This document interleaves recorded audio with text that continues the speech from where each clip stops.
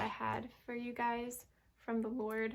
I had about half a word written out already about lukewarmness, and it was a really good word, but halfway through the Lord said, nope, that's not what I want you to share about today. So I put my pen down. I said, okay, Lord, what do you want me to share?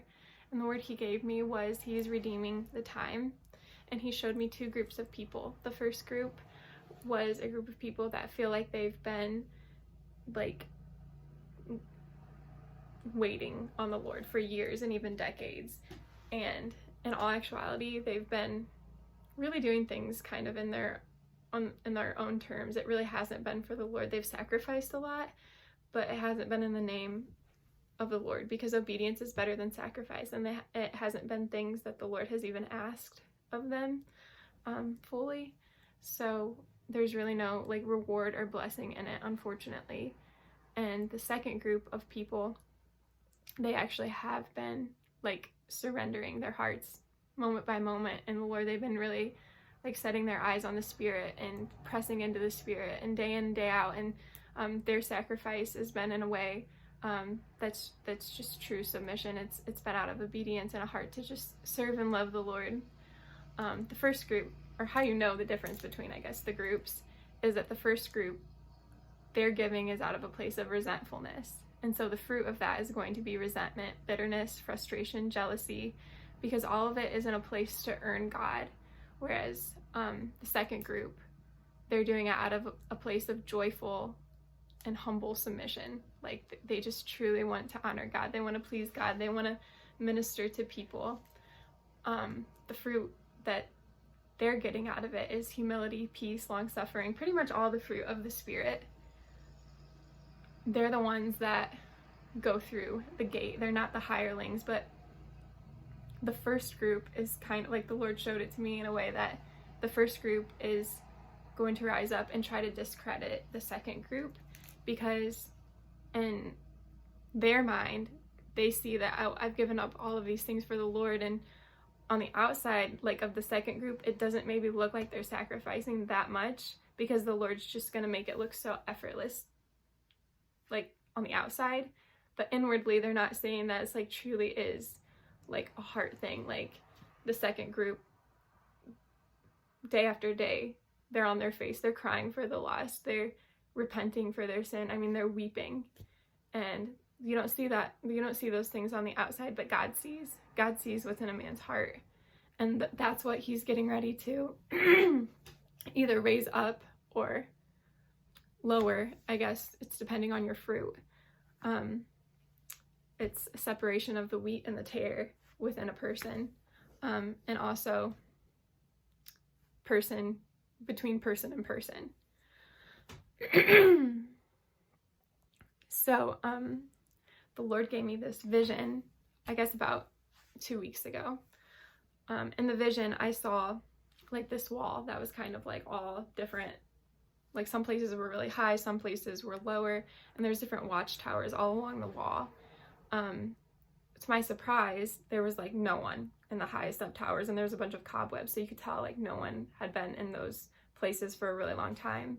But in the lower places, which were like almost ground level, like there was no one.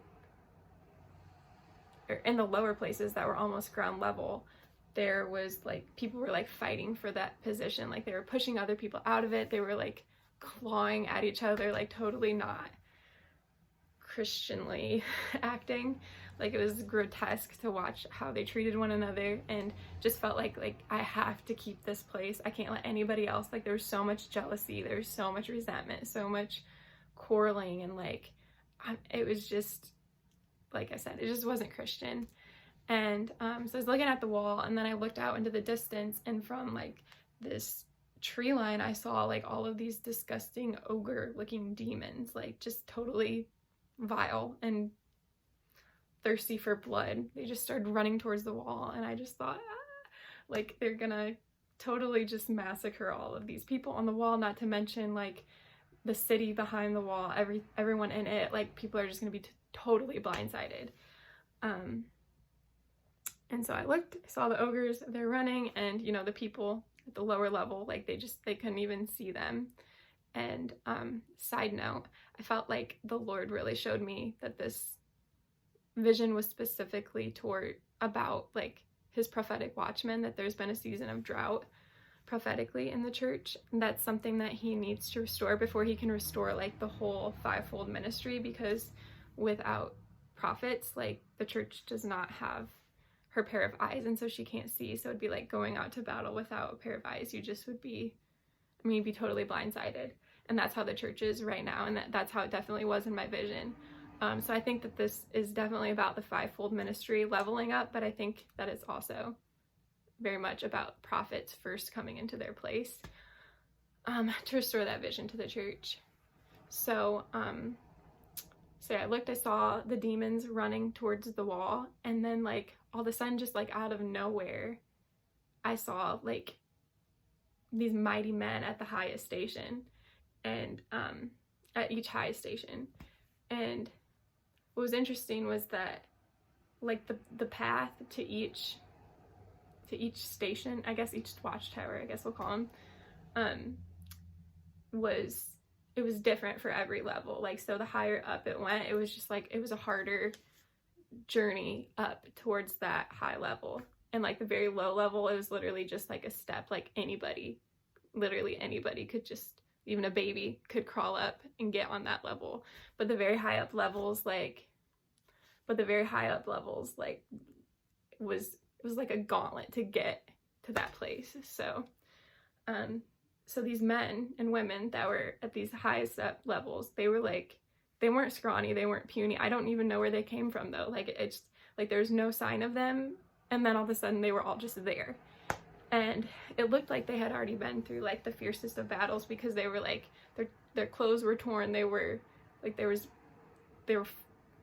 bloody, they were like I said, it was a gauntlet to try to get to that point. So and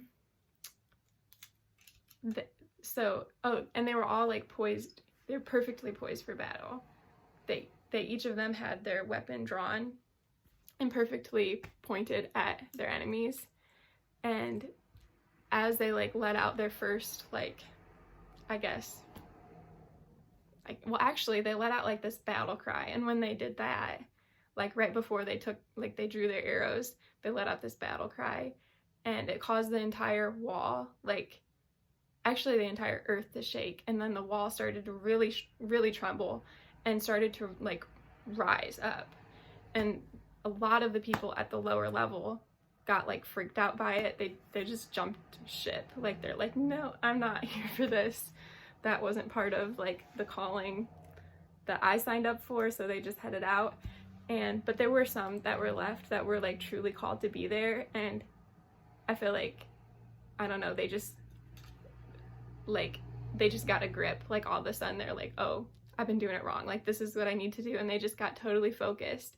And then like as the wall started to raise up, we all together saw the enemy, and we all started to fight together.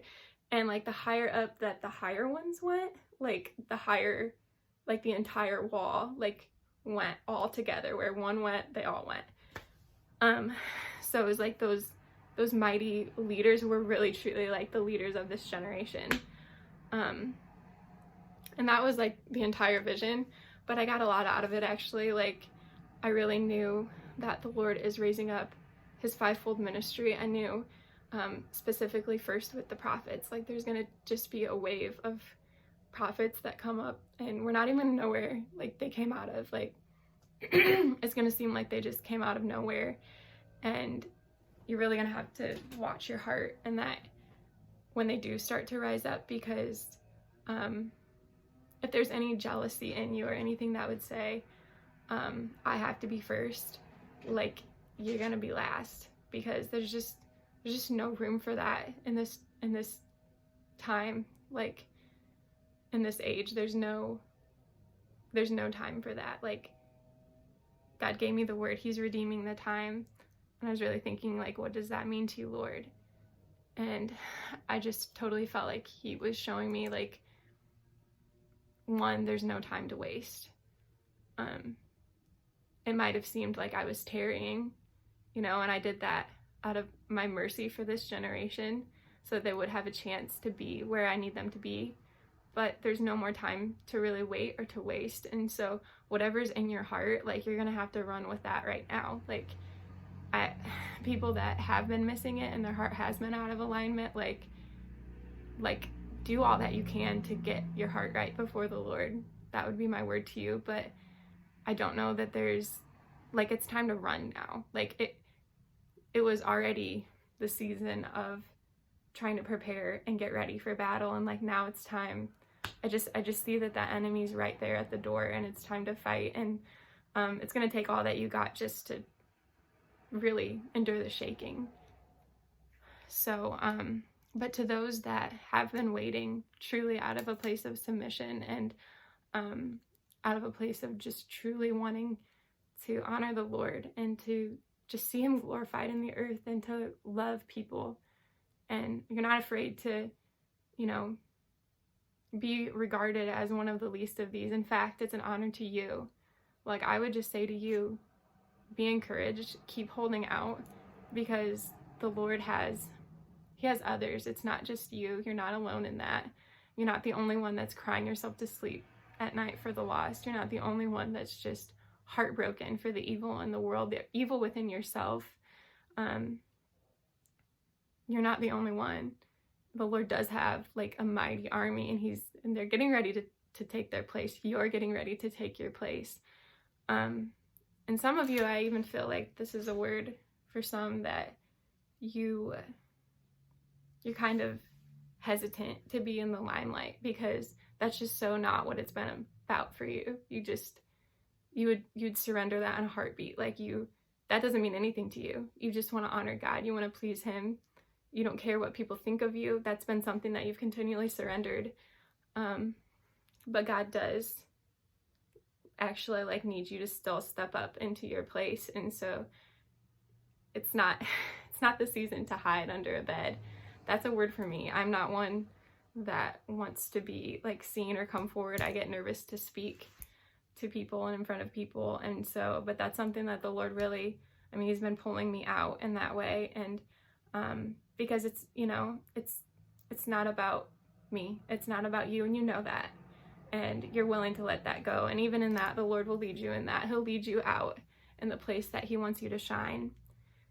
And I just really want to encourage you, because there's an awesome season coming for you. And it's everything that you've been preparing for. It's everything that you've been born for. And God's gonna do it. There's been so many places where God's seen you. He's seen where you've said, God, it's never gonna work. It's like, what is the point of all of it? What's the point of all the waiting? What's the point of all the surrendering, giving all the things up that no one else around me seems to even care about, let alone let go of? And God sees it, and he's gonna honor it. Imagine this. We can't outgive God. We can't outbless him. We can't outdo him. We can't even out impress him. He's so impressed by the littlest bit of surrender in our life. Imagine what he's gonna do. Just a little bit of surrender. Imagine what he's gonna do. And I'm so excited for what he's gonna do for this generation, because everyone who's truly been waiting and listening, that the Lord is saying that this is the greatest outpouring for this generation. The Lord has something so special for this generation. Every time I get discouraged about what's going on in the world, and kind of the spirits that are at the forefront, the demonic spirits that are at the forefront, and it just feels like even in the church there's so much backbiting, and it's just Lord, what can you do with this generation? But when I really ask him, and I really listen to him about this generation, he's in love with this generation. He's got such a specific and special plan like never before he's got with this generation. And I just can't wait to see what he does with it.